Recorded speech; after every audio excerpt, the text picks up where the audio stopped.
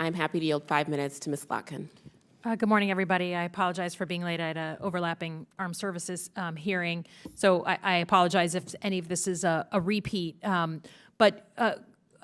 particularly focused, we're discussing this week the Solid Start Act and reaching out to veterans 3 times in the first year of separation. I would say I have heard overwhelming feedback that the average veteran, at least in my state of Michigan, just doesn't know the full spectrum of services that they've earned, they're qualified for, from jobs to healthcare, the whole gamut. So we initiated this bill back in Veterans Day of 2020. We sort of announced it.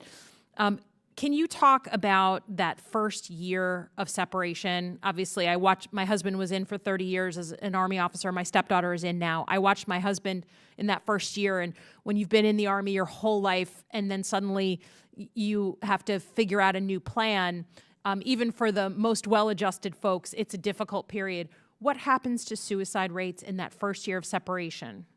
Thank you for that question, and we know that's a very vulnerable time for our veterans, and Dr. Miller can respond more specifically.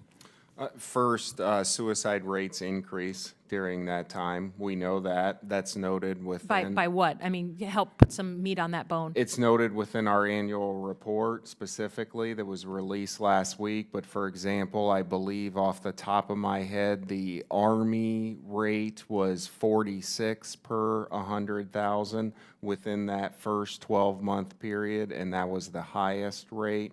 You compare that to the overall veteran rate, which was around 31.7, so you can see that it's significantly elevated. Yeah. We know beyond the generalities that there are specific subpopulations that represent even higher risk. An example of that would be those who are separating with less than 1 year in service, those who are younger than 20 years old, and those who are separating due to an administrative issue or separation. Solid Start covers everyone, and that's why we agree with you that it's an important service. Mm-hmm. Let's say the program does its job. We pass this bill hopefully this week, and it's signed by the president. It passed unanimously through the Senate, so I'm hoping that it still has a chance to pass quietly through the House. We know that there's about 200,000 new veterans per year, right, who are newly minted veterans, and 18 million veterans total. If someone is going through that really terrible first year, that tough year, they've moved, they've got a lot going on, and we successfully get to them through these 3 attempts of telling them their full spectrum of their benefits, and they say, I'm not feeling myself and I need help. What can they expect when they walk into their average VA, let's say in Lansing, Michigan, in terms of suicide prevention?